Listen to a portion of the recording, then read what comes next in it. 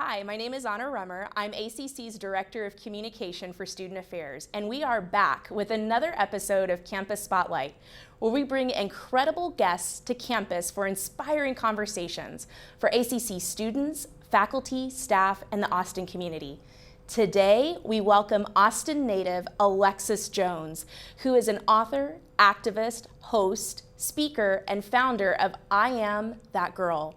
Alexis is firmly planted at the intersection of activism and entertainment and has been invited to speak at the White House, the United Nations, Harvard, Stanford, ESPN, Nike, Pepsi, Google, Dell, South by Southwest, the NFL, and now ACCTV. So Alexis, we're really excited to have you in studio with us here at ACCTV. I have a ton of questions for you, so Amazing. let's just get to it. I like it. So you're really leading transformational work through honest and needed conversations. You started this at the age of 19, officially. How did I Am That Girl get its start? It's one of those things that I feel like anytime you're asking, interviewing these questions and someone's like, oh, I have the perfect responses because everything is like hindsight. But I think when I was 19, I had no idea that it was gonna be what it is today. I sat down with 6 sorority girlfriends at USC, and I said we have a lot of conversations about things that don't matter, like clothes and boys and movies, and these things are amazing. But the reality is, what if we talked about things that mattered? Once a week, would you come? Would that interest you? And that first week, 6 girls showed up, and 6 weeks later, we had 347 girls showing up. Wow. So there was all of a sudden this kind of whoa, I'm not the only one who wants to talk about real stuff, and not just real stuff happening in the world, but real stuff happening in my own life. And I just realized that I can't imagine that this is unique at USC campus. I wonder if other girls, other places also want a safe space to be able to come and talk about, all the stuff that we struggle with and our hopes and dreams and fears and doubts and all of it.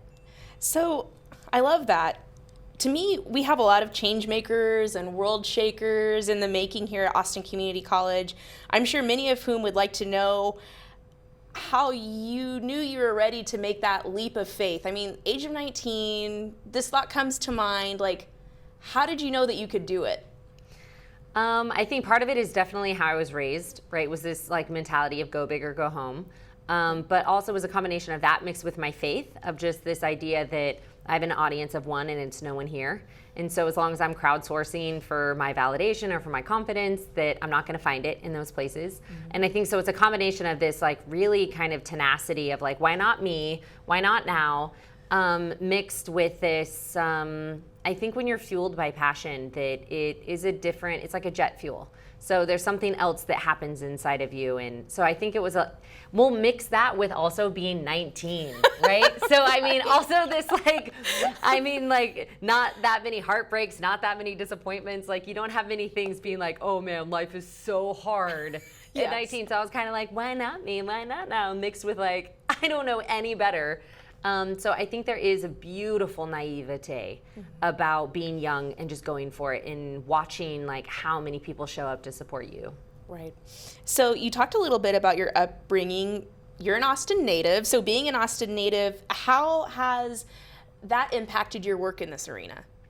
I think being in Austin, one of my favorite things just about our culture here, and especially moving out to Los Angeles, where I did my undergrad and master's, is a sense of camaraderie. There really is a beautiful sense of we here in Texas believe that we're in it together. And I always felt a sense of just kind of this invisible army around me. And so I think taking that with me to Los Angeles and having this mentality of course, if I start something, if you build it, they will come kind of mentality. And I think a lot of that spawned from growing up here, and certainly the high school that I went to, the school system that I was in before I went into college, I think was also just, I realized it was a really fantastic education, and that helps because it builds a different set of confidence.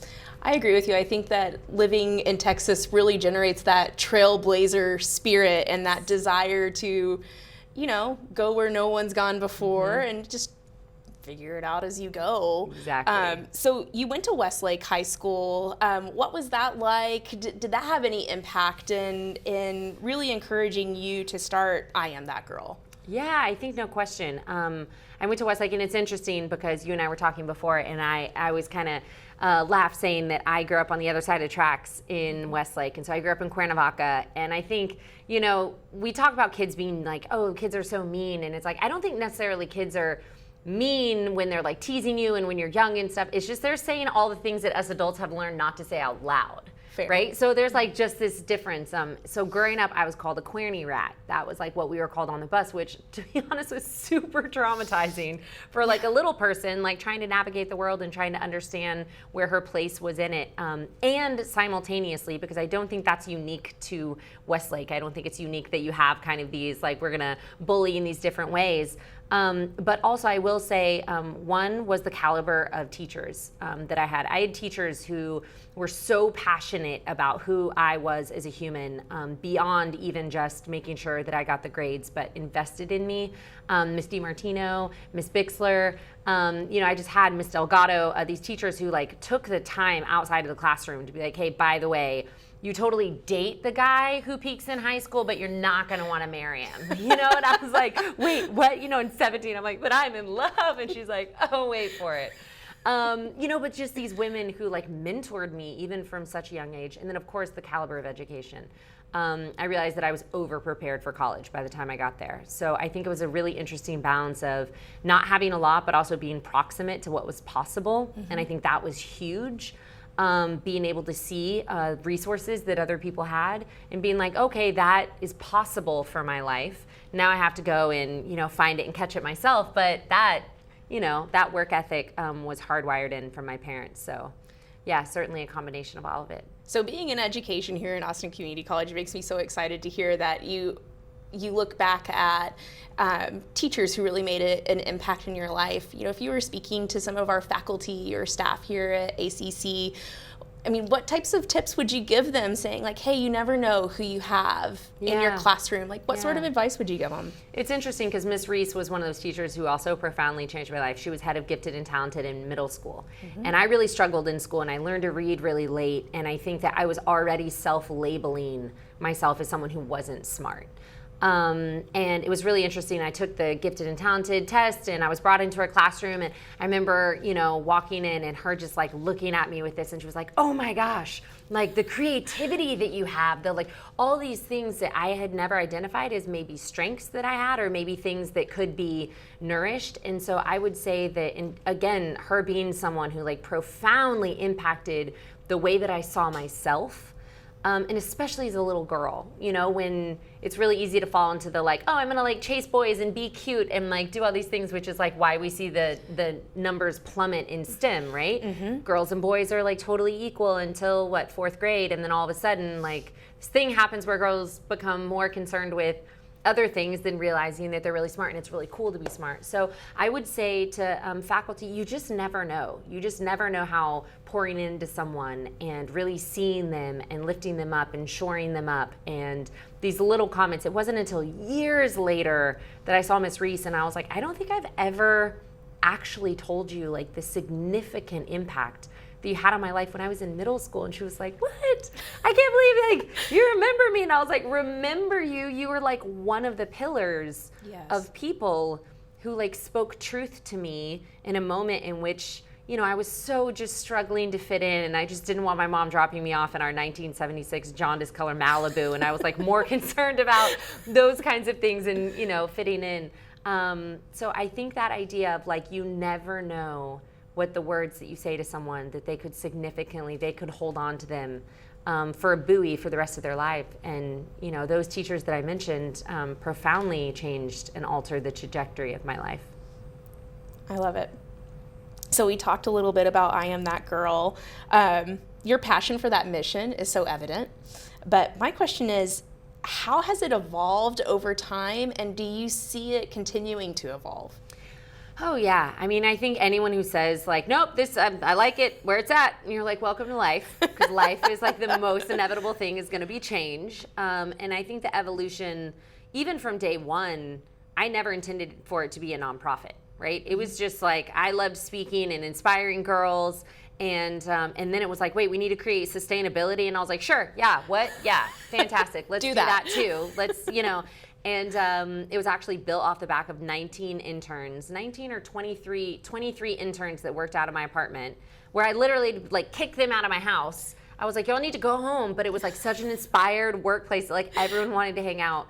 And so I think the evolutions are only going to continue. And if anything, I feel like one of my strengths is identifying opportunities. And so if there's an opportunity for it to evolve into something else and to grow into something else, I think it takes a lot of humility to say, I'm not the owner of this. Just because I founded this organization, this mission, this brand, this movement, like it is a tapestry of so many people who've touched it from the minute that I had the concept or the idea to the evolution. And I hope that it so far transcends my lifetime.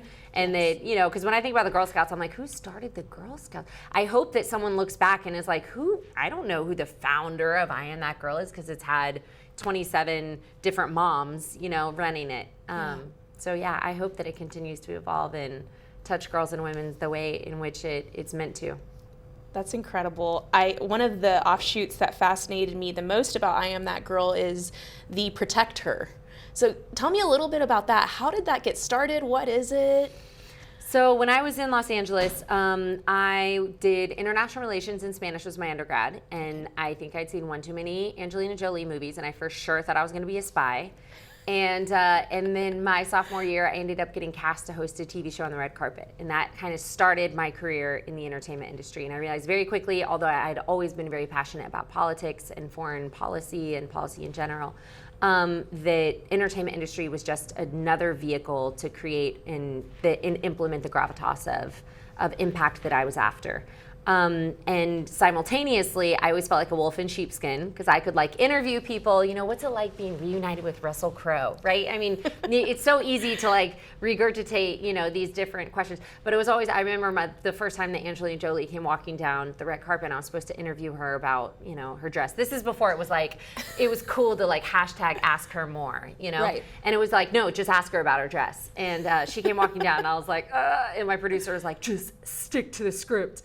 And she gets to me and I'm like, I know I'm supposed to ask you about your dress, but the truth is I just finished your book, Letters from Cambodia. I'm so passionate about like foreign affairs and like and she was just like, we're talking about things that are like actually interesting to me. This is amazing. Yes. And so giving the context of that. So I worked in entertainment, but it was always just kind of a vehicle, again, whereas like my heart was really activism. So I lived at the intersectionality between entertainment and activism. And a couple years ago, Trent Dilfer called me. I had worked at Fox Sports and ESPN, and Trent Dilfer was a commentator. He won Super Bowl with the Baltimore Ravens, and called me and he said, hey, we have the top, what was it at the time, 18 quarterbacks in the country. Will you come and give them a talk on the importance of respecting women? He and Yogi Roth, one of my best guy friends who had coached USC. And I was like, why don't you ask some dude? Like, why would you? And he was like, no, Jones, I actually think it has to be you. He said, one, college football better than any dude I've ever met, much less girl. And two, I actually think it needs to come from a girl because we hear this message so many times from guys. Long story short, we're bringing in these quarterbacks for this program called Elite 11. If you could come in and give them a talk. So I immediately call my husband, Brad Buckman, who played at University of Texas and who had been a professional athlete for 9 years. And I was like, oh my God, babe, what do I say to these guys? I feel like I've keynoted every women's conference at this point, but I haven't, given a talk to these guys. And he said, do you know who's going to be in the room? And I said, well, yeah, they gave me a list of the quarterbacks. And he said, great, I would pull pictures of their moms and sisters and girlfriends, and I'd put it in your presentation. And the first thing I thought was, that is legitimately sketchy. But I'm super into it. So I pulled these pictures, and I gave what I thought was going to be a one-off, like give this talk, doing a friend for a favor for a friend. And what blew my mind was when I came in and I said, we're looking at stats of 1 in 4, 1 in 5. Women will be sexually assaulted on a college campus. The majority of that happens within the first 6 weeks of her freshman year. And you're seeing these guys are rolling their eyes and they're like, oh, we're having this talk again where I'm made to feel bad just for being a dude. And I said, but it's different when it's her. and I memorized all the names of their sisters and moms and girlfriends. And I started clicking through and I said, it's different when it's Lauren and when it's Jenny. And all of a sudden they were looking at pictures of their little sisters. And all of a sudden these guys who like thought this wasn't a talk relevant to them because they're good dudes. And the truth is the majority of guys are great dudes. Right. And so when we talk to them as though they're not, it's easy for them to shut down. Yes. And because all we do is talk about the guys messing up when there's so many great guys doing it right. And so basically I said, like, do you understand the power of the jersey? Do you understand that like every person on your campus is looking at you to like set the trends and the expectations of what it means to be a man, and what are you doing with that, and how are you better protecting her? Because you can't walk around with a baseball bat for the rest of your life, right? Like walking behind her. And you know, half the guys in the room started crying. And that kind of like shook me because I was like, what? I'm used to like girls getting emotional in like talks and workshops that I get, but I was not prepared for like super alpha dudes to be getting super emotional. And then when that aired on ESPNU, a week later, everything with Ray Rice happened. And suddenly it was the #1 trending issue on social media. And I was like that girl in the locker room who was giving these tough love conversations to young men on the importance of respecting women and not using anger and blaming and shame as a vehicle, but saying like, you guys are real life superheroes. Do you know that? You know, and it was like a totally different vibe of being like, giving them the benefit of the doubt that they were awesome dudes, and how are we collectively holding everyone accountable to treating all people with dignity and respect. That was how it was born. That was a long-winded answer, but no, it was the context of like entertainment, then ESPN, then Trent Dilfer, then I was invited to give this talk and I just said yes. And even though it terrified me and I thought I was like not prepared and not qualified and all these things, and then overnight I was hired by what felt like every Division I locker room in the country. And so I spent 5 years in locker rooms working with top athletes, and then Me2 Time's Up happened. And then that's actually a really, just that is a perfect segue, but I'm so impressed by your willingness to say yes, even though sometimes it's probably said with the question mark. Yes, totally. No, I'm such a fan of like, and I actually think it's a point I always stress it, because when they asked me to give this talk, I was actually at one of my best friend's weddings in Canada, and I was like, I actually can't do it. And they were like, oh no, we'll like change the schedule around, we'll fly you out. And all I was thinking was like, I was given less than like 48 hours to put together an entire new talk that was gonna be filmed, which is a different level of expectation because it lives forever, right? And all these things, and they told me that I wasn't gonna be speaking until 4 p.m. the next day. My flight gets delayed. I show up at the airport. I get in at midnight. I check my phone and they said, by the way, we changed the whole schedule around again. I hope you don't mind, but you're actually going at 7 o'clock in the morning. Okay. Trent wants to have breakfast with you at 6, which meant like hair and makeup was starting at 4:30. And I was like, and I had no presentation. And when I say, so I think it's important because we don't talk about the face plants and we don't talk about like the insecurities. We're just like, and then I said yes and it was amazing. It went viral. And it's like, yeah, that's amazing and that's important. But like if you had seen me pre-gaming, like hysterically hyperventilating, crying on the phone with my husband being like, I only have 4 hours to sleep right now and I don't even have a presentation. I don't even know what I'm gonna say. Like I'm gonna fake an accident. Like I'm gonna pretend that he was like, just get out there. Like just speak from your heart. And it was just one of those where I think we underestimate the power of just saying yes and just trusting like God, trusting divine, trusting universe. I don't care what you believe in, nomies and fairies, but like trusting that like we are equipped, and when we say yes, magic happens. I'm a big fan of just saying yes. You don't have to be qualified. You don't have to be like prepared. Like just say yes, and it's amazing. Because an entire company got built off of my simply saying yes and like dying to my ego that I was afraid I wasn't prepared and I was gonna, you know, face plant in front of everyone on national television. So thank you for sharing that, because I can definitely relate being in the communications world on so many levels. Totally. So this conversation around redefining masculinity, which I really appreciated, you were really embracing empowerment instead of shame. It simply isn't confined to the football field. How did the Me2 movement further enrich your message? Yeah. It was interesting because we had started the company 3 years before Me2 Time's Up happened. So we were really one of the only companies on the market that was doing this, like working directly with men on the topic and issue of sexual harassment, sexual assault prevention. And to your point, we were one of the only brands that was doing it from a very different angle. And I always say I'm a connoisseur of phenomenal men. So my dad is the very best man that I've ever met in my life. I have 4 incredible older brothers. My husband is a very close second to my father. And so in college, like all my best friends were guys. And so I felt like I had a very blessed experience being around really amazing men. And what I found in those rooms when I was talking to them, especially during all this Me Too Time's Up stuff, it was this hesitancy of like, we don't even know how to talk about it. Like we're afraid we're gonna like misspeak, we're gonna say something, we're gonna get pounced on. And so when Me Too and Time's Up happened, all of a sudden, all these other industries were like, wait, we have problems, we have these issues, because I always say this isn't a locker room problem, it's not a university problem. This is a systemic problem that is, affects every single industry. And so overnight, again, it was one of those like, oh my goodness, I was hired by Google and I went and spoke at Dell, and so working with Fortune 100 companies, but then also getting to work with the NFL and the Girl Scouts and West Point and the Naval Academy, and getting to work with the Coast Guard. And so getting to go into military and getting to go into corporate and getting to go into organizations and brands was absolutely something I never anticipated. I thought we were just going to create like this locker room program that was going to be like great for like Division I athletes. I had no idea that it would like so quickly scale to like more demand than we could ever meet. Right. And like, what did they all have in common? Like those are vastly different cultures and workplaces. Do you find a commonality? Commonality is a significant group of heterosexual men. Mm-hmm. That was the most common thing, is that when you look at the 3 most powerful rooms, you're talking about the war room, the boardroom, and the locker room. The majority of those who have access to that are heterosexual men.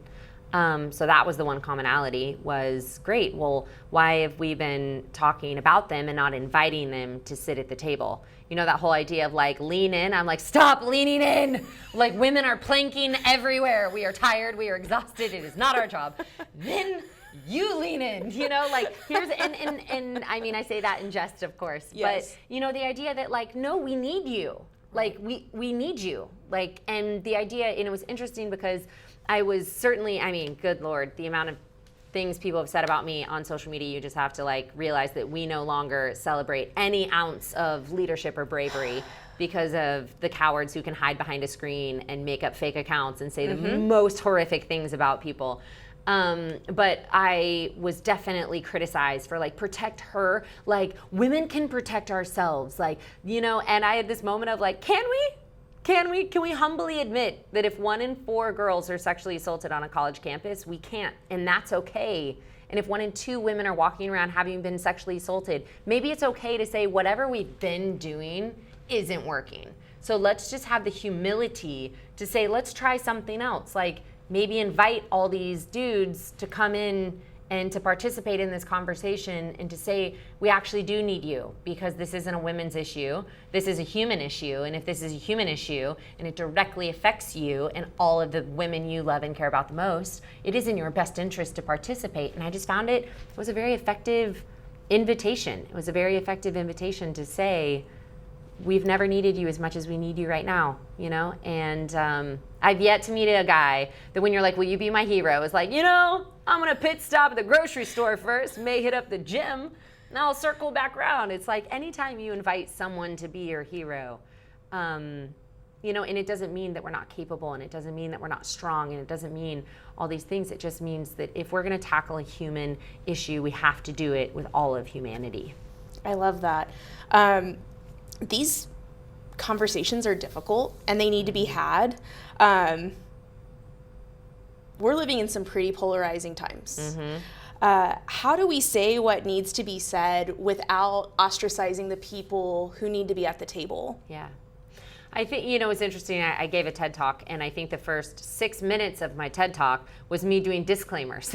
I was like, I'm 100% going to misspeak. I will absolutely speak from like pockets of privilege. I will absolutely have blind spots that I'm not aware of. I am speaking in heterosexual stereotypes for the sake of this conversation, but it's not that I'm not including the LGBTQ community. Like, I had to give so many of these disclaimers, which one I do think is important. I think it's important to acknowledge where we're coming from, and I think it's important to have the humility to address and make everyone feel included in that conversation. That being said, as I just mentioned, I don't think that we reward bravery anymore, and I think it's actually really terrifying for younger generations who see very quickly that if you step out of line, that you get so like ostracized so immediately, social media. And I've been on the other side of that tsunami of hate and that tsunami of like everyone jumping on the bandwagon and everyone making assumptions when you're like, you don't know me, you don't know the circumstances, you don't know the context. So I would like to believe that there's an opportunity for us to inject like radical grace in a way that we haven't seen yet. And I think technology is always like ahead of our morality. And I think it always takes a minute for like our morality and our humanity to catch up to technology.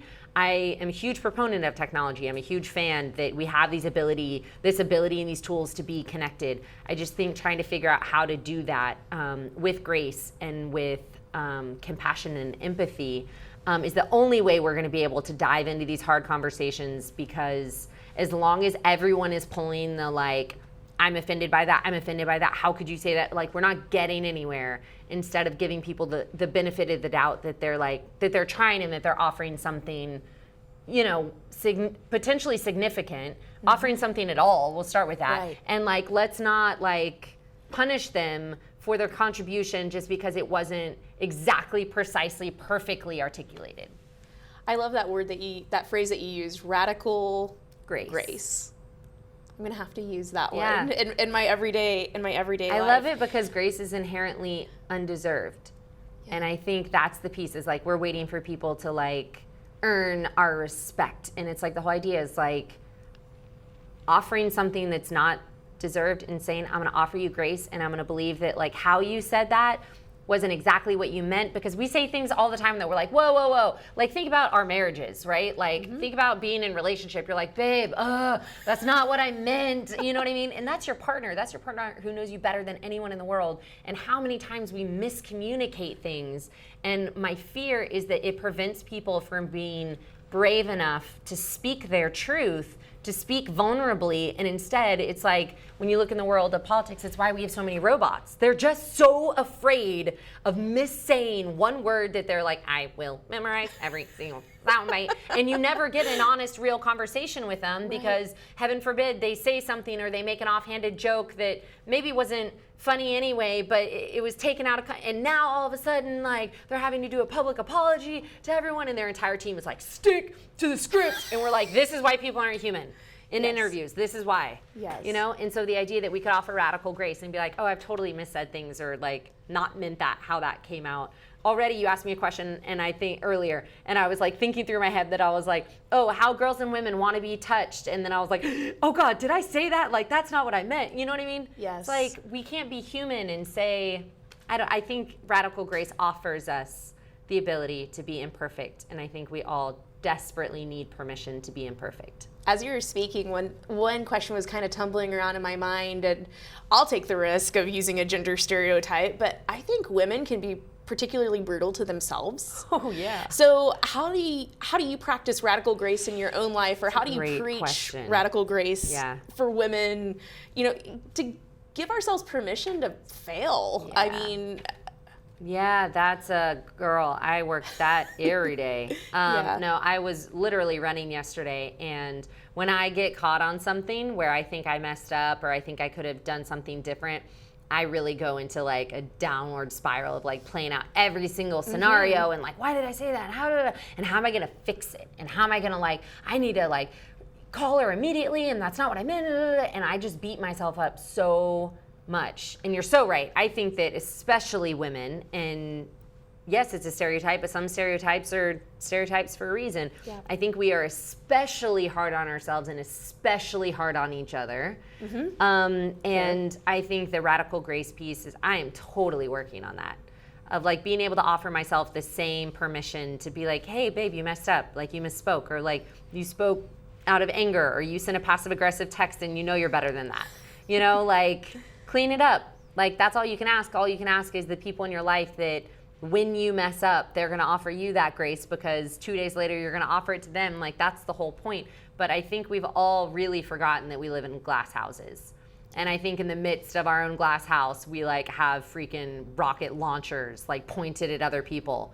And I think hopefully we can get back to the place of like, you're doing your best at any given moment, and we're all just messy as hell, you know. And if we can all just admit that we are all just messy, doing our best, trying to keep it together, you know, I think we could not only have some grace in there, but maybe some humor through it, you know? Yeah, I'm really privileged to have some incredible coworkers, and I think that our culture is so built on trust because we give each other that grace and that opportunity to mess up, or, hey, let's try something new. Oh, okay, well, that didn't work. Let's, you know, talk this out, right? And we'll try it again. So, I mean, I love that concept of radical grace for myself, for the workplace, for my other interpersonal relationships.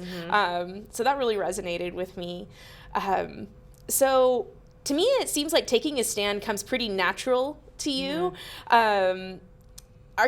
Would you consider yourself a natural born leader? Is this something that's been learned? What types of advice would you give to our students who may feel that sense of leadership within them, or may need to cultivate it or find it? What type of advice would you give them?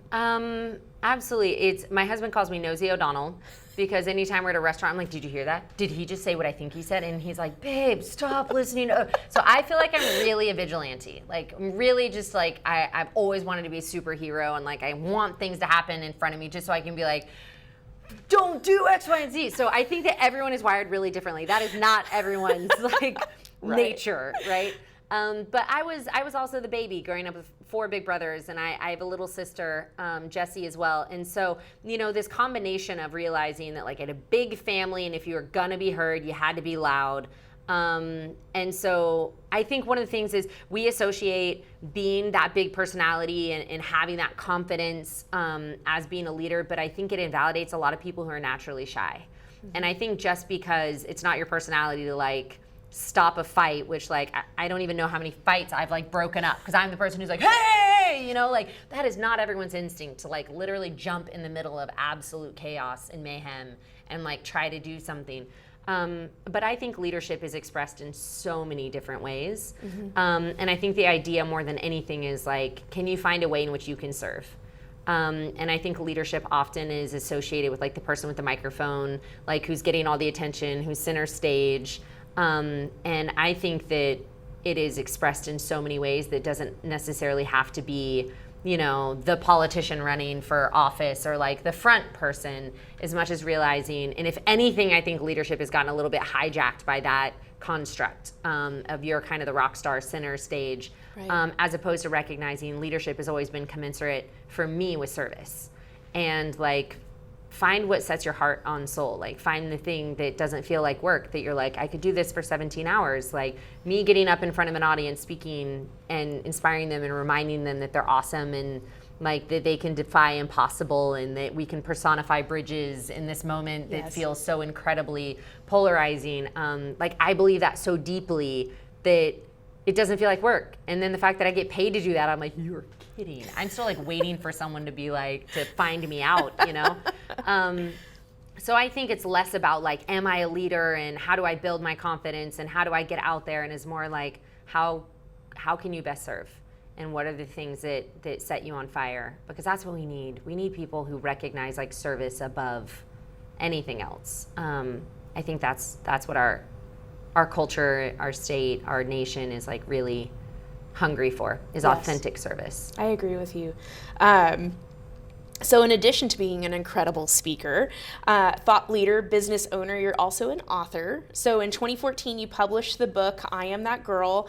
And I'm really curious, what is it like writing a book? Like, how does that even happen? How do all those thoughts flow from your fingertips? That's a great question. I think everyone, like you ask an author, like everyone has their own thing.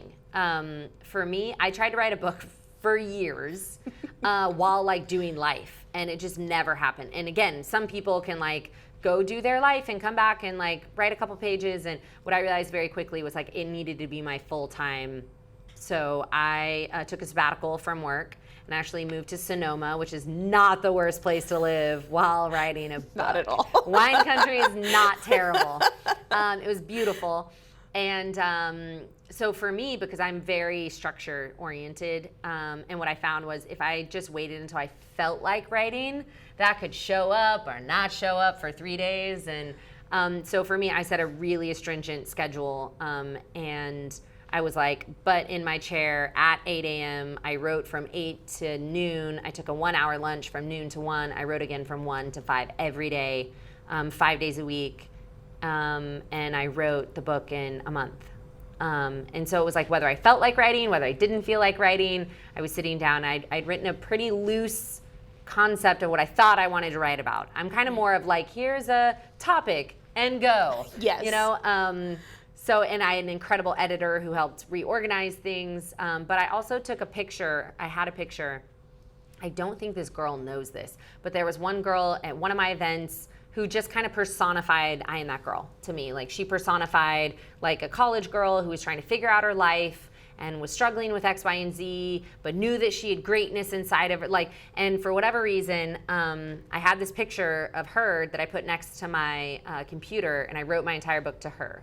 And Wow. I think that that was something really powerful, because I think as an author, it's easy to lose your audience. And I think when you lose your audience, you forget who you're speaking to, or you forget your why. And she was my why. Her on behalf of the like now 1.2 million that we have involved in. Right. But I wanted to be so crystal clear that if I was writing a love letter to someone and I was writing to my, 21-year-old self or something, that I could visualize who that was and that it felt very personal. So if somebody was to go and pick up a copy of that book and they were to open it up, what do you think their greatest gift or takeaway would be while they read it? I think one of the chapters that, and by the way, like I've not mastered any of that stuff. Like I struggle with it every day. That's why I write about it. But I think that whole notion of like, you have to be your number one. I think that whole idea, especially again, as women, I think it's really easy for us to like bend over backwards for the people that we love and to, shore them up and love on them and inspire them. And then we just put ourselves last. Mm-hmm. And then we're like operating off of fumes, Right.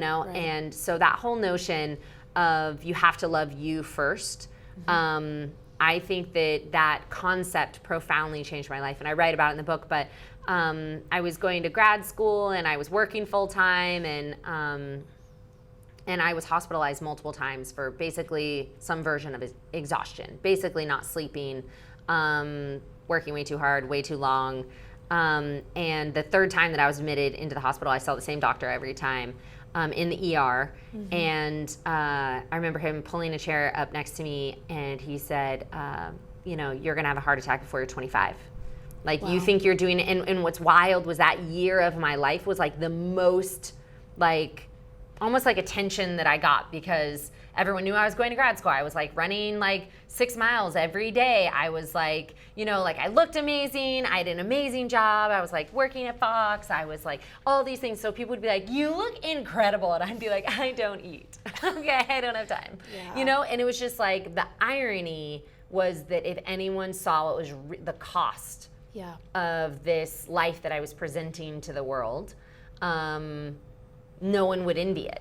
And it was this doctor, this like man who not only changed my life, probably saved my life, because he pulled up a chair and he said, do you have any idea how selfish you're being right now? Wow. Real talk. Real talk. Yeah. Like, because every time I came in, I had more things. He was like, you're positive for mono, positive for bronchitis, positive for pneumonia. Like, your body is systematically shutting down because you won't. And like, you're going to leave a family here. You know what I mean? And it was just real talk. And so I think that idea, and that was the first time that it ever dawned on me that I was like, perception at the expense of what? Success at the expense of what? And if I can't make myself number one, and if this love tank can't be full, I have nothing to offer anyone. And that was the truth. It was all impressive from a distance, but I wouldn't let anyone get close enough to really see what was going on because it wasn't healthy. So it also like severed off any kind of intimate personal relationships with my friends or with my boyfriend, or I was just too busy. I was too busy for everyone. And that was part of it. I had nothing to give, because I was so tired and I was just in like machine mode. So I think that of the entire book, and there's a lot of like inspirational parts too, but I think that real talk piece of we have to ask ourselves, success at the expense of what? And or perceived happiness, especially through social media, perceived happiness at the expense of what? You've brought up social media a couple times, and I really appreciate your take on it, that it is really literally and physically a filter, right? Mm-hmm. A filter in which we see ourselves, we see others. I mean, how much are you on social media? Like, if you were to give advice or say, hey, it's great for this, but this, maybe not so much. Sure. Again, it's like any tool, right? Like we can demonize money, we can demonize social media, but the reality is like they're just tools. So it's really how and what we do with them. I feel strongly that way about social media. There's so many statistics showing like when we consume a perfect version, right? A perfect filter, because we're perfectly curating our lives for people. Very rarely are we like snap a picture of like no makeup and we're like really extra depressed today, right? I mean, rarely do we, and usually when someone does that, they're like, whoa, TMI. Like we don't need to, I feel bad, like Sally's really struggling right now, and so I think for me, it's realizing that I want to showcase an honest portrayal of my life. I want to showcase my feelings when they're good and when they're hard, and the things that we've really been struggling with fertility. And that's been a really the hardest emotional, personal, spiritual experience I've ever had. And I was really honest about that recently. And it came right on the heels of I was at the Oscars and I was like doing all these things that felt very, and I was like scrolling through my own Instagram being like, damn, I don't know who this girl is, but she seems amazing, And it's like, what people didn't know was like when I got home from the Oscars, I was like got in the bathtub and was like bawling because I was so sad that like we still weren't pregnant.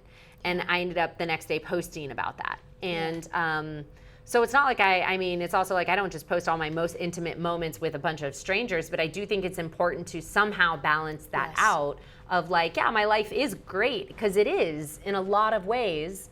And here are some ways in which like I struggle and these things are hard for me. And simultaneously, one thing that I've personally done, just because I started looking at all the research of when we're scrolling, I use it to post, but I won't scroll. And if I want to go to someone's page specifically, if I'm like, oh, Franny, my best friend, like I know she's posting pictures of Liam, like, her son, like I want to go to her page and I'm like, oh my God, so cute. But I won't allow myself anymore to, when I open it, just to scroll through for no other reasons than like they're just statistics, like real facts, not like fake news, like real facts about the fact that like our consumption of a perfectly curated life of everyone else makes us feel bad about ourselves. That's avoidable. So I'm like, oh, okay, I don't have to like look at everyone else's fake perfect, but I can still use this as a tool to post things. And if I want to go to one or two or a handful of my friends and check up on them, I can, but then it becomes intentional. And it prevents me from going down the dark hole because I've done that out. It's a really, and it's a challenge because it takes a lot of self-control. It takes a lot of self-control. Like I'll like do one and I'll realize that I'm like 3 people deep and I'm like, nope. Not doing that. I don't scroll. Like if I want to go to someone's page, but then all of a sudden I realize that I'm like looking at some girl that I went to high school with who I haven't seen in 15 years, and all of a sudden I'm now on her like mom. Like you just go down these weird rabbit holes, and then like 42 minutes later you're like, good God, how did I? Who is this person? Who is this person? I've like now gone to her like niece's page, who apparently is an artist, but now and so you can't get back those 42 minutes of your life, and so it's more than anything. I'm just like. I don't, I want to be here in real life with real people. And the intentionality and the authenticity. I appreciate that advice. Given what you do, I imagine that you found yourself in some pretty tough spots. How do you keep yourself from feeling intimidated? So you're like, I just want to jump into it. Like, is it just you? Is it? As far as like, go big or go home, like just jumping into situations? Yeah, or the tough conversations that I imagine that you've had with the different topics that you speak on. Yeah, I think a lot of it is, I think it ends up feeling very relieving with people when you dive into hard conversations because they're like, oh, she's going to be real with me. Like this isn't a shtick. This isn't like she's really bringing it. And I actually find that it's very disarming. When you come in and when you say, I'm not going to be perfect, I'm not going to say this perfectly, I'm totally open for there to be feedback here, Yes. for you to educate me along this process, because just because I have the microphone doesn't mean that I'm any more educated or any more, like, I'm just an imperfect person attempting to be brave enough and vulnerable enough to have a conversation about something that I really think matters, and I hope we can have an imperfect conversation about it. Mm-hmm. And I think that when you come with that, because of all of Brene Brown's work, who she's a goddess in my book, there is so much power in our vulnerability. There is so much power in saying, I'm okay not doing this perfectly, but I'm going to do it anyway because I think these conversations are important. You know, and then a lot of times the conversations go weird places, and that's like, you know, professionally it's your job to like reel that back in. Yeah. There are ways to like navigate through these conversations, and quite frankly, you know, you end up butting into, whether it feels kind of like an inappropriate conversation, but it's like, this stuff is inappropriate. Like, the stuff we're talking about is inherently inappropriate. And so it's one of those things where it's like, I don't always have an answer for like, why do you do it? I do it because I think it's more important than my tiny little ego. And I think it's more important than me getting it right, or me, I don't know, that's back to that service piece. Like, I just think that we are all gifted really different spiritual gifts. And I think mine is coming in and having honest conversations with people about the stuff that matters the most. And I always say, like, it's not because I think I can transform like an entire locker room, like all 550 students at University of Texas when I come and speak to them. I always say, like, I preach for the one. You know, I think there's one person who's going to benefit from a conversation like that, and that's enough for me. So I think my willingness to do it is actually in spite of my ego, in spite of my pride, because of how many times I've put my foot in my mouth that I'm like, oh, am I gonna undo this one, you know? And I'm like, but, you know, that's kind of part of the gig that I'm okay with.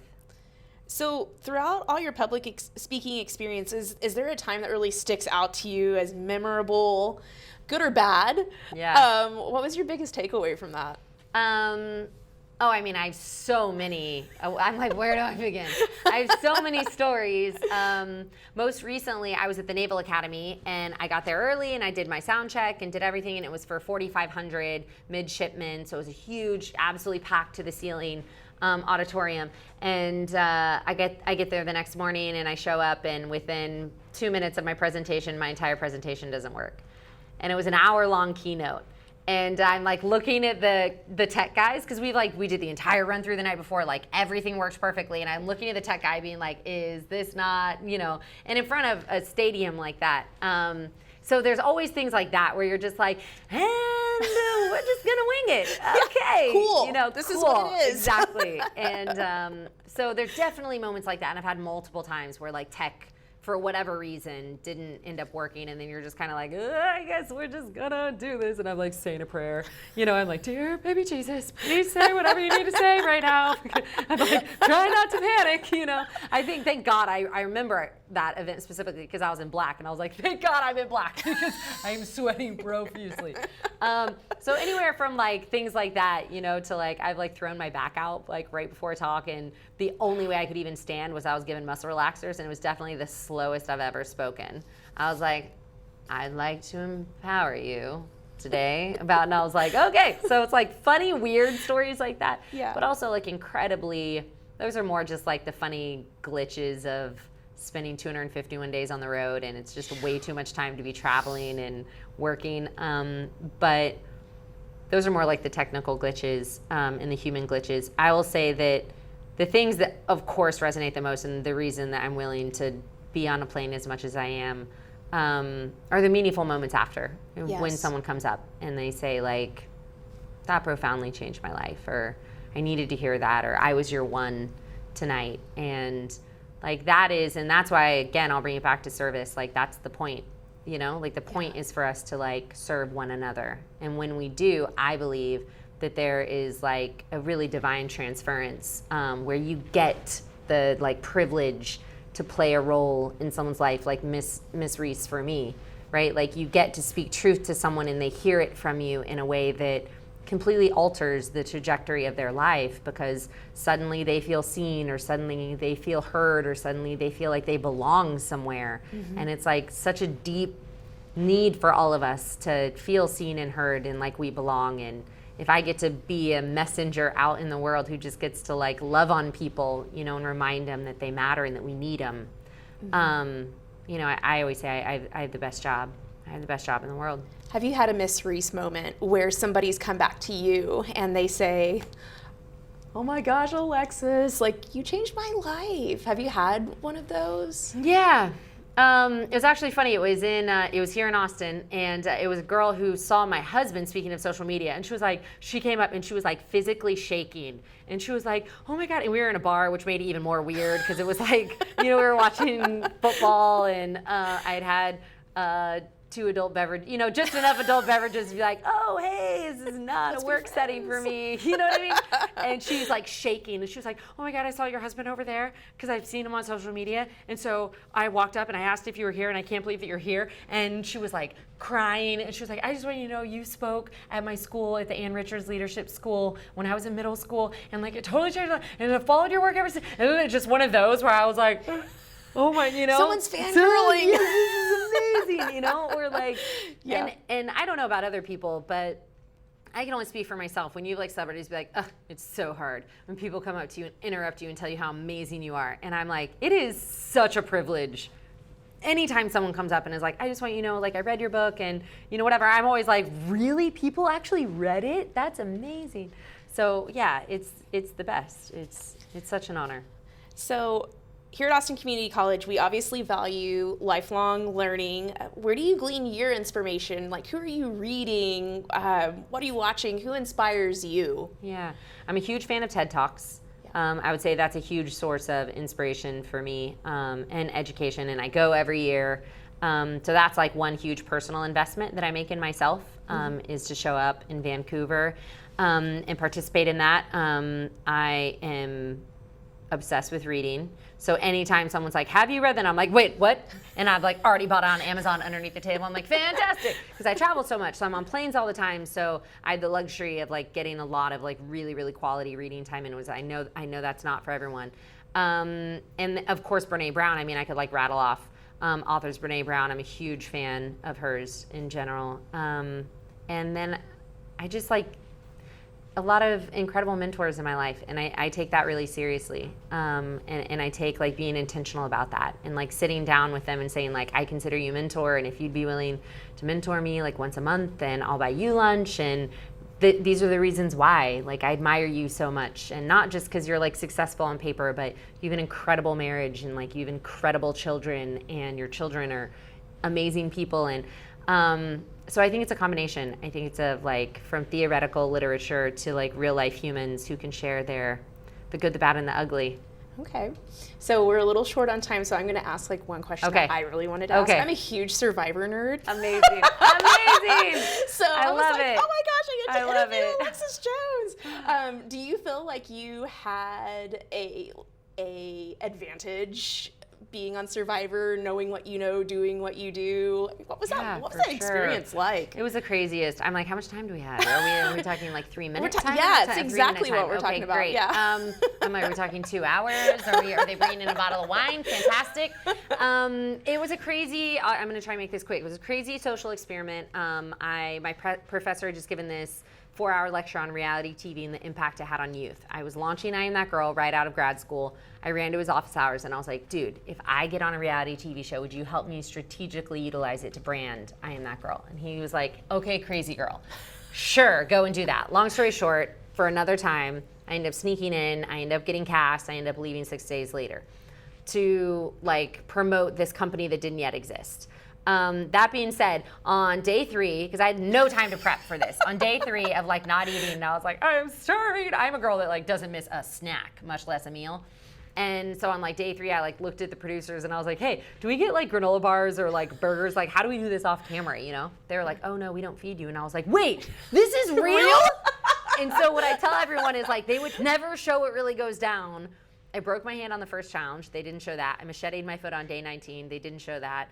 We were viciously attacked by rats at night. They didn't show that. I was the only person on my season who got attacked by scorpions, and I got attacked 3 different times, and I blew out my left knee on day 31. They didn't show any of it. So I tell people they would never show what really goes down. It is exponentially harder than anything you could possibly imagine. Wow. So that part of reality TV is even like more real. So there's even like more real stuff. Way more real. Yeah. But in this last thing I'll say, I do wish that everyone had, not to that like extreme, I mean, I lost 31 pounds in 33 days, like not to that extreme circumstances, but I wish everyone had an experience similar in that you recognize you have a sixth gear you didn't even know existed. Wow. And I would say that Survivor built a sixth gear in me that I didn't know existed. And I think that I will always be grateful for that experience. That's incredible. I'm definitely going to talk to you more about that. So what's on the horizon for you? Anything Hollywood, anything political? Like what's next? Yeah, I just started a committee called Project 254 for the 254 counties in Texas. And I'm raising a lot of money right now for 2020 elections to help elect really incredible people on both sides of the aisle. I'm just excited to support human beings who are personifying bridges in a moment in which like the only thing that we're talking about is polarizing. And I grew up Democrat, my husband grew up Republican. We joke that we're house divided. And the first time we really dug into what we believed, we were like, wait, you mean we believe all the same things? And we were like, where's the normal people party? Like, where's that party? Because I call it the power of the purple. Yeah, exactly. We're like, we agree on a lot more than we think. A lot more than we think. Yeah. And so I'm jumping into politics, and I'm really excited about it. And I'm really excited to support incredible human beings all across Texas who have the bravery and the guts to throw their hat in the ring. Because I think, especially in Texas, we've never needed really, really, especially bad women, but really, really incredible people who want to put service before politics. Very good. So after today, how can members of our audience stay connected with you? Probably through, after all this, social media. Right? Because there's still some good parts about social media. Exactly. My social media handle is at MISS, Miss Alexis Jones. Okay, very good. Well, Alexis, it has been an incredible pleasure to interview you today, and I've really enjoyed getting to know more about you. Thank you. Yes, thank you. Be sure to tune in next time for another episode of Campus Spotlight, right here on ACCTV.